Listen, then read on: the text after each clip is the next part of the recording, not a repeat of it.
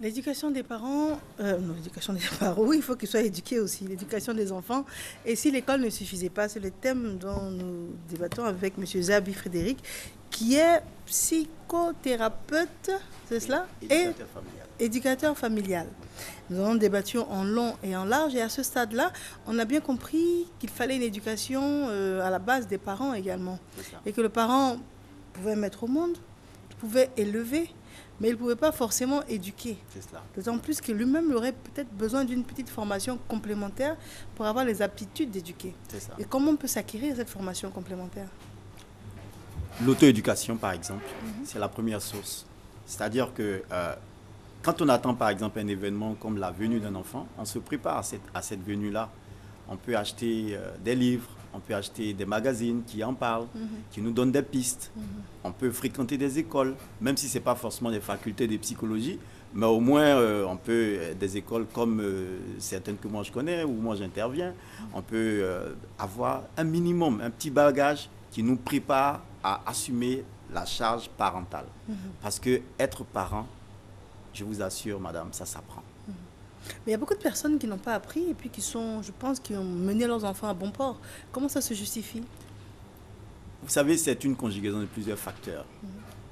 Et je ne parlerai pas des chances. Je dirais que on croit souvent que les gens n'apprennent pas parce qu'ils ne fréquentent pas des écoles institutionnelles formelles.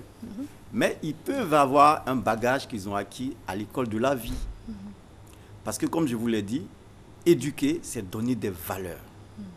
Et donc, ces valeurs-là ne se trouvent pas forcément dans les écoles classiques. Quelqu'un peut être dans un village et détenir un savoir qui permet que son enfant, par exemple, évolue et assume des responsabilités, des charges sociales que tout le monde respecte.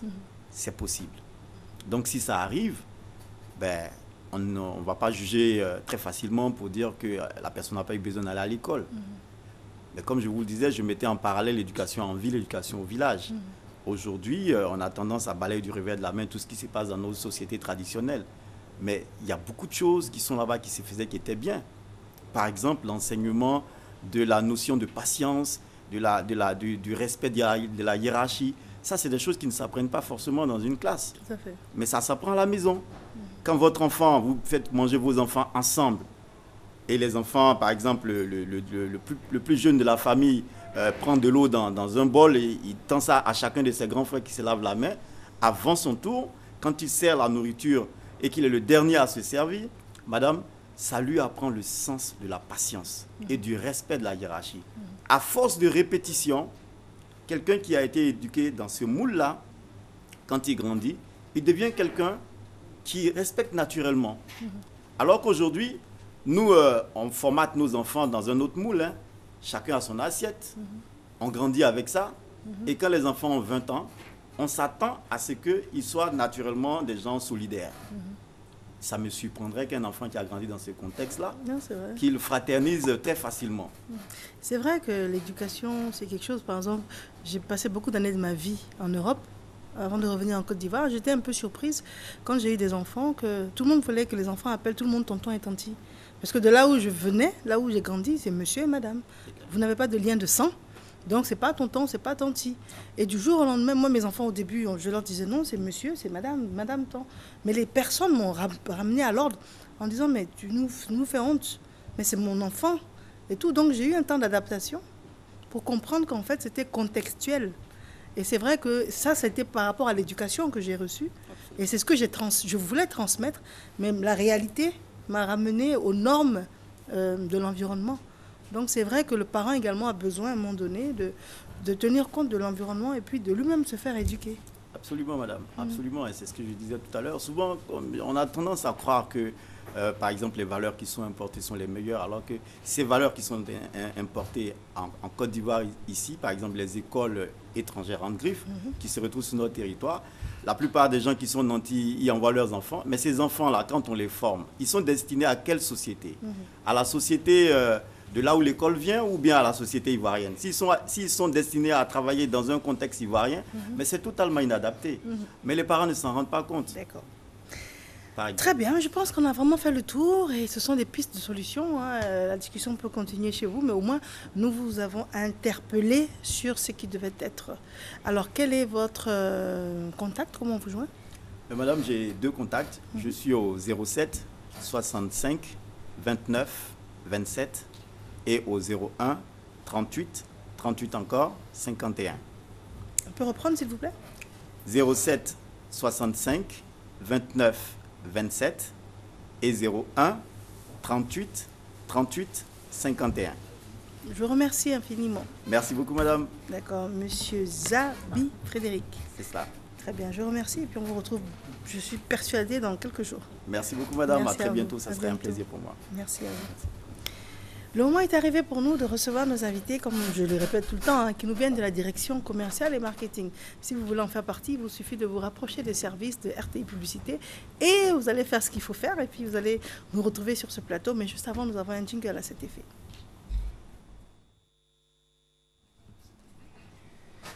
Eh ben non, il n'y a pas de jingle. Bon, ben donc le jingle, ça va être moi. Nous discutons à présent avec nos invités de la direction commerciale et marketing. Monsieur Danyego Olefongo est avec nous. Monsieur, bonjour. Bonjour, madame.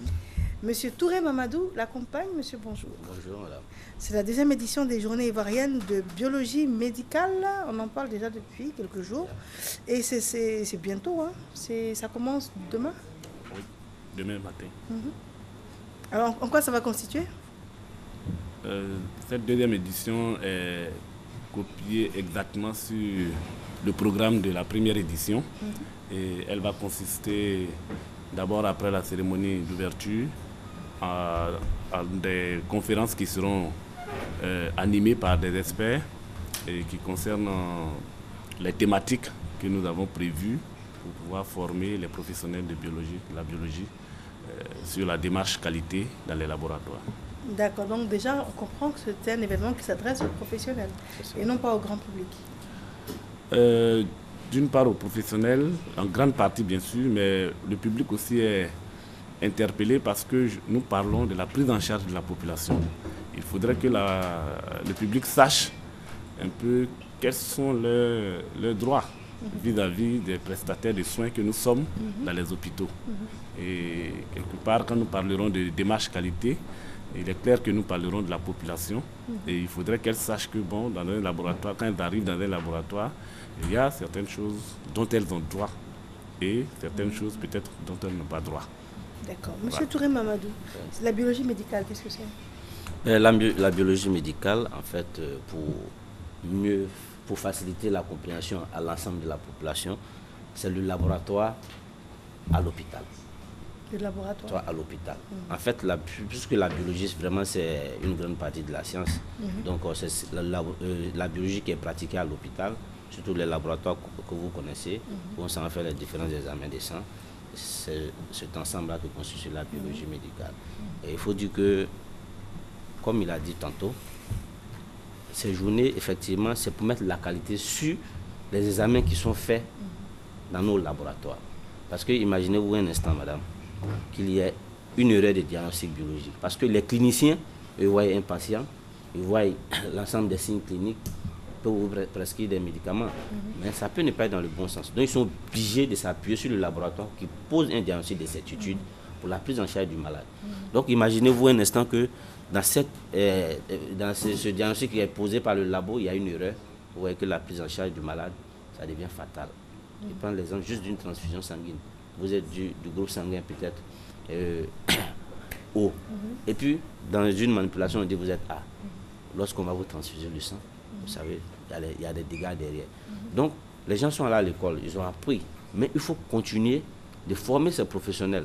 Parce qu'aujourd'hui, la population vraiment doit savoir que la santé, tout le monde pense à eux. Et il y a des appareils, il y a la nouvelle technologie aussi qui rentre en ligne de compte et puis qui sera le fer de lance de cette 2e édition des journées. Merci. C'est pourquoi on remercie même les partenaires qui nous accompagnent parce qu'il y aura des expositions de matériel de pointe qui est utilisé dans nos labos. Et vraiment, l'ensemble de la population peut passer pour visiter les stands, pour voir plus ou moins ce qui est fait dans les labos. D'accord. Parce que nous, ce qu'on a remarqué en tant que citoyen lambda, madame tout le monde, c'est qu'aujourd'hui, quand on a l'impression que l'enfant a un palu, Oui. quand on va chez le médecin, qui lui fait comme ça, D'accord. ça m'avait toujours gêné à la base, mais chacun son métier. J'avais l'impression que ce n'était pas assez pointu comme manière de diagnostiquer quelque chose comme le palu. Mais bon, chacun son métier, je ne suis pas médecin. Mais aujourd'hui, je réalise que l'enfant à la pharmacie, on prend son sang. Bon, là, c'est beaucoup plus scientifique et c'est beaucoup plus concret et je préfère. Mais si maintenant, en plus, la personne doit se tromper, on ne s'en sort plus. Donc, c'est rassurant de savoir qu'aujourd'hui, ça peut être vulgarisé, ce genre de choses. Parce que ce n'est pas dans toutes les pharmacies qu'on trouve ça. Mais aujourd'hui, avec ce genre de salon, je pense que ce sera de plus en plus accessible à la grande population, des diagnostics précis et ciblés comme ça, avec du matériel de pointe. C'est ça? C'est l'objectif? C'est l'objectif. Ah, ok. En fait, pour nous, il s'agit de... Et vous allez conclure avec? D'accord. Pour nous, il s'agit de... D'abord, il y a 3 niveaux de sensibilisation que nous voulons faire. Le premier niveau, c'est aussi les autorités. Par rapport au niveau du plateau technique de nos établissements sanitaires. Le deuxième niveau, c'est les professionnels que nous sommes. Leur faire comprendre que nos erreurs peuvent être fatales pour les populations. D'accord. Le troisième niveau, c'est la population elle-même. Pour leur faire comprendre que à l'hôpital, c'est vrai, nous sommes des prestataires de soins, mais nous avons des protocoles que nous exécutons, nous avons des démarches que nous suivons, pour lesquelles nous ne pouvons pas dévier sous la pression peut-être de la population. Et ce trio doit pouvoir se combiner pour pouvoir bien agencer les activités du laboratoire. D'accord. Et donc, ça va être du 27 au 29 avril prochain à l'INFAS. À l'INFAS, oui. C'est au sein du CHU de Treichville. Précisément à l'école des spécialités de l'INFAS. À l'école des spécialités de l'INFAS. Oui. Des téléphones, s'il vous plaît? 07 61 34 35 et le 07 76 37 25. Vous faites quoi exactement? Je suis technicien biologiste. Vous êtes technicien biologiste. Oui. Et vous? En fait, si je dis technicien, je suis ingénieur. En fait, c'est une association qui regroupe pratiquement tous les professeurs. Moi, je suis ingénieur biologiste. Voilà. Je suis ingénieur biologiste. D'accord. Non, mais je voulais savoir. Non, c'est important. C'est important. Je suis ingénieur biologiste. 07 61 34 35 07 76 37 25. Oui, c'est ça. Merci à vous Merci d'être venu. On rappelle donc du 27 au 29 avril à l'INFAS au sein du CHU de Treichville, à l'unité de... Non, c'est au niveau de la direction de l'INFAS. À l'école des spécialités. À l'école des spécialités où est logée la direction. Merci à vous. Voilà. Alors, nous allons parler monde agricole dans ces dernières minutes de cette matinale. Mais nous avons cette fois-ci, je pense que nous avons un jingle.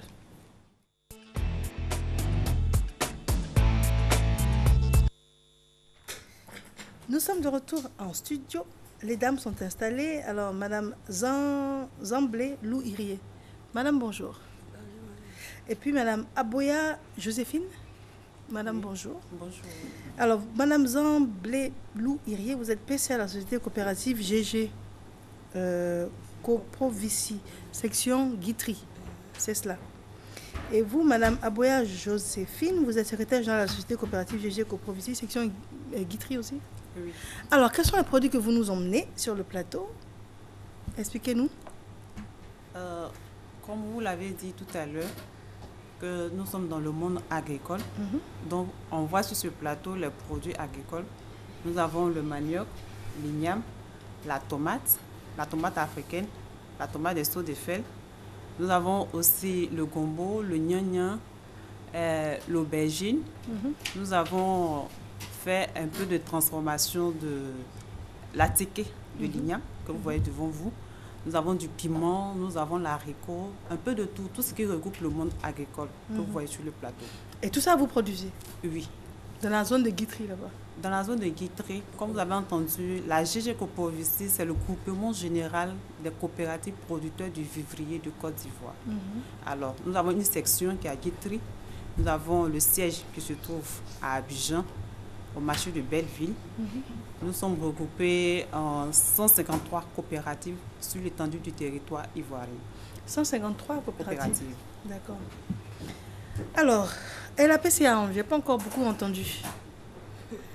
Alors, déjà, quand on vous voit, quand on voit tous ces produits, il y a des questions qu'on a envie de vous poser. La tomate est très chère actuellement, pourquoi? La tomate est très chère actuellement, pourquoi sur le marché? C'est le soleil qui a fait. Soleil? Il y a beaucoup de soleil. Si vous pouvez parler un peu plus fort. Oui. Il y a beaucoup de soleil. Donc ça là, on va débrouiller le pompier, on l'a mis au champ là. C'est lui qui va faire, et puis ça là, il y en a. Sinon, s'il y a la pluie là, il y en a beaucoup. D'accord, donc c'est parce qu'il y a beaucoup de soleil que la production de tomates... Ça là, on a fait dans Bavon. Bafon. Avec les pompiers, on l'a mis au champ là-bas, et puis il va là au rouger là. C'est ça, ça là, ça sort un peu là, avec le gomo. D'accord. Maintenant, quand on dit tomate africaine et puis l'autre là, l'autre tomate là, ça veut dire quoi? Ça veut dire que l'autre, ça vient pas de la Côte d'Ivoire? Et Côte d'Ivoire aussi, il va faire. Il y a pour Côte d'Ivoire et puis il y a pour Boudjiran. Mais ce qui est là, c'est quoi? C'est Burkina, mais c'est Côte d'Ivoire? Ça là, c'est Boudjiran, et un peu Boudjiran, et puis il y a voilà Boudjiran qui est ici, voilà Côte d'Ivoire. Maintenant, et l'autre là? Ça là, c'est Côte d'Ivoire. Maintenant, un qu'on appelle tomate africaine. Ça là, c'est tomate africaine. C'est ça qui est là, tomate africaine. Mm. D'accord. Donc, c'est surtout à cause de la pluie que actuellement les prix ont monté comme ça. Donc, tant qu'il ne pleut pas, les prix vont rester comme ça. Comme il n'y a pas pris, le pompeur, on l'a mis au champ là. C'est lui qu'on a déboulé, et puis ça là, ça sort un peu. D'accord. Il y a une autre dame qui nous a rejoint, Madame Marie-France, c'est vous? Bonsoir, Madame. Bonjour. Bonjour, Madame. Bonjour. Alors, vous êtes membre de la société coopérative, vous êtes membre de la société également. Oui. Vous n'avez pas envie de parler? Non, bon, je pense qu'on est là pour discuter. Donc, les produits que vous avez devant vous, est-ce que vous pouvez nous en parler? Mais si tu ne comprends pas français, il faut parler en Jura. Bon, d'accord. Donc, on va continuer avec la dame. Alors, donc, Madame Zamblé Lou Irié. D'accord. Maintenant, les produits que vous nous emmenez, ici, par exemple, je vois même de l'huile rouge. Ça veut dire quoi? Que vous produisez également vous avez des plantations de palmiers à huile? Oui, il y a palmiers à huile. On va parler plus fort? Parce qu'on a fait maïs à checker là. Oui.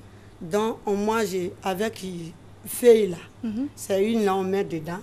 Et puis, on mange. Les gens qui ont diabète, ils ne mangeaient pas 17 là.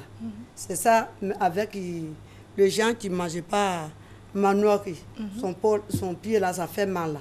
Donc, lui, il va manger ça. C'est ça que j'ai transformé ici là. D'accord. C'est maïs. Maïs à checker. Et puis, c'est ça là. C'est Bana. Bana rouge avant là. Gros dit papa. Bana c'est quoi? Bana c'est quoi? Bana papa. Donc, c'est ça, on a préparé là. Mais c'est quoi? Il y a quoi dedans? C'est quoi Bana papa? Il y a Bana papa là. On met maïs dedans. Il faut ouvrir un, je vais voir. On met quoi? Maïs rouge, et puis...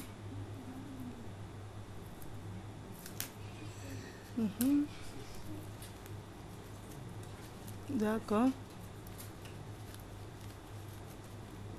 Ah, ok. Ça là, ça peut faire une semaine. On mange. Ok. Ok. Si tu vas faire comme ça, ça va faire une semaine. Ça se gâche pas. On met à côté les feux ou bien solaire, on va garder. Si les enfants ont faim, il va venir plaider à côté de toi, tu vas donner. Toi-même, tu manges aussi, avec une rouge. D'accord. Ok. Et maintenant, qu'est-ce que je vois ici? C'est de l'arachide? Il y a arachide. Et puis, il y a le citron. Et puis, il y a champignons, haricots, soja, ouré. Ouré, c'est quoi? Ouré, c'est ça qui est là. C'est où ça? Ah, ok. Pistache. Pistache. Et puis, il y a akpi. Et puis, il y a piment attiqué. Et puis, il y a piment cachola. Gros du boigne. C'est ça qui est là. Ça, c'est ça, c'est le piment qui sent bon, là? Oui, c'est ça? Sans bon, là, c'est pas ça. C'est pas ça? Procédement. Ça, là, c'est boigne, c'est avant. Avant, piment qui est là, là, on met dans la sauce. On ne met pas deux. Mais tellement c'est fort. Oui, oui. Et puis, c'est Nyanya qui est là. Et puis, c'est Brunet qui est là. Brunet, c'est quoi? Brunet, c'est ça qui est là. Aubergine. Oui, oui. Aubergine violet. Et puis, Bokouma qui est là. Gomo qui est là. Ça, c'est aubergine. Aubergine ou Bokouma. Bokouma. Oui, oui. Ok. Parce que, Nyanya sec qui est là. Fleur qui est là-bas. Et puis, voilà, du riz. Riz. Mais tout ça, vous faites ça dans votre coopérative là? Oui, dans cette coopérative là, tout le monde, on fait manger. C'est tout le monde qui travaille là, c'est ça que nous on va faire. C'est bien ça. On embrouille toujours. Toujours. Vous avez dit combien? Il y a 150 153 coopératives. Oui, oui. 153 coopératives. Voilà, Boudilan qui a envoyé ça. Tu as envoyé quoi? Ça là, L'haricot haricot rouge et le rouge soja blanc. avec le soja. Ok. Donc il y a la coopérative là à Boudilan aussi. Mais donc, moi, ce que je comprends aussi, c'est que je vois qu'il y a des femmes de plusieurs générations. Donc, je réalise également que ça nourrit son homme. Elle est beaucoup plus jeune, par exemple, mais ça veut dire que vous êtes rentré dedans il n'y a pas aussi longtemps que maman, par exemple. Donc, ça veut dire que c'est un choix et vous avez réalisé que ça peut également être votre source de revenus. Eh oui. En fait, c'est une passion qu'on a pour le monde agricole, pour le vivrier surtout. Aujourd'hui, c'est vrai, nous les jeunes, on s'est dit nous qu'on a les diplômes, mais on peut retourner à la terre et puis apprendre beaucoup de choses. Par exemple, elle, il y a beaucoup de choses, il y a beaucoup de leçons à tirer d'elle par rapport à ses expériences déjà vécues sur le terrain, dans le vivrier. 37 ans dans le métier. C'est beaucoup à un moment, 37 ans. Voilà, 37 ans, je pense que c'est énorme. Il y a beaucoup de leçons à tirer avec elle. Donc, je suis rentrée, bon, j'apprends avec elle, un peu. Et à un moment donné, vous vous êtes pas dit, je préfère être dans un bureau climatisé et tout? Non, parce que la terre, on n'a pas besoin de... Le siège peut être climatisé, mais quand on retourne à la terre, c'est pour travailler tout ce qui ressort de la terre. Mais quand vous dites travail, vous ne prenez pas la daba vous-même, si? Si, je sais que tu veux. Ah bon? Oui. Vous n'avez pas peur des serpents? Non. Ah bon? Non. Non. Ça dépend s'ils peur devant les gens. Les serpents aussi ont peur déjà. Moi, j'ai tellement peur des serpents que dès que... Un jour, je vais t'envoyer en brousse là-bas. Tu vas m'envoyer en brousse. Ah! D'accord. Manuel qui est dans l'école, j'ai atterri là. D'accord. Je vais t'amener là-bas. Tu vas m'amener là-bas? Oui. D'accord. Tu vas partir voir. On peut parler plus fort. Hein? Parle plus fort. J'ai dit, je vais... Donc, quand toi tu veux, tu parles fort. Oui, j'ai dit, je vais envoyer. Tellement mon voix là, c'est grand là. Uh-huh. Si j'ai parlé, ça prend ici. Mais c'est bon. À cause de ça, je casse. Non, mais c'est bon. Comme ça, là, Ah c'est bon. bon. Il faut parler fort. Donc, j'ai dit, Uh-huh. mon oncle là, ça vient, c'est moi-même au champ. OK. Un jour, je vais t'amener là-bas. D'accord. Tu vas partir vérifier. D'accord. En tout cas, on te croit déjà. Donc, on parlait de manioc, de tomates, d'atchéké, de... Comment on appelle ça? Bakba. Bakba. Et puis, c'est gaufri. Gaufri. On a parlé Gaufri, là, c'est d'aubergine. ça, on dit, on fait manioc et atchéké là. D'accord. Les gens qui ne mangent pas manioc là, ils mangent Ils peuvent manger ça. D'accord. avec feuille là. D'accord. Très bien. Nous allons devoir conclure. Maintenant, chacune va dire 2 mots. Madame, vous souhaitez parler? Je vais parler. D'accord. Allez-y. Dites 2 mots. Qu'est-ce que vous souhaitez dire aux gens? Moi, je vends au marché. Si vous pouvez parler un peu fort, c'est bon. Hein. Je vais marcher à la tante là, c'est lui qui est en train de nourrir moi et les enfants. On a la main de ma tante là. Ah, d'accord. Il y a longtemps que vous êtes dedans? Hein? Il y a longtemps? Oui, il y a longtemps. Non, son manioc qui quitte au champ là, c'est moi qui vends. D'accord. Vous vendez avec qui? Vos enfants? Hein? Vous vendez Moi, c'est moi seul. vous seul? D'accord. Ok. D'accord, votre mot de fin? Bon, je voulais dire merci à la RTI et que vraiment, Madame Zamblelou est une femme dynamique, une femme battante. Voilà, voici tout ce qu'elle a fait. Donc, il y a beaucoup à faire dans le monde agricole, que la terre nourrit son homme. Très bien. Et vous, madame, votre mot de fin? Non, je vais les remercier. Pardon, vous montez ta voix. Je vais remercier vous. Voilà. Toi, aujourd'hui, c'est à cause de ça, le gouvernement, il m'a mêlé en France. Donc, le travailler. Moi, j'ai venu, j'ai dit, tout le monde coopératif, il faut qu'on travaille. C'est travailler là, c'est ça, on mange. Si on travaillait, terre là, on n'est pas le gens. Ça, c'est vrai. Tout le chose là, ça vient à terre. Donc, on vient s'asseoir ici, on dit, on vient au bureau. Nous, au bureau là, c'est bon aussi. Il faut que ces débs là, il va laver. Très bien. C'est ça. Un téléphone? Elle peut être jointe au 09 65 71 03. D'accord. Un merci à Madame Dosso qui nous a apporté ces belles mangues sur le plateau, histoire de nous faire réaliser qu'il y a énormément de mangues actuellement. C'est la période, la période de mangue. Il ne faut vraiment pas s'en priver. C'est bon pour la santé et c'est bon pour le moral. Il est l'heure pour nous de rendre l'antenne. Elle s'appelle Christelle Koussa. Elle en signe la réalisation. S'il plaît à Dieu, on se retrouve dès demain.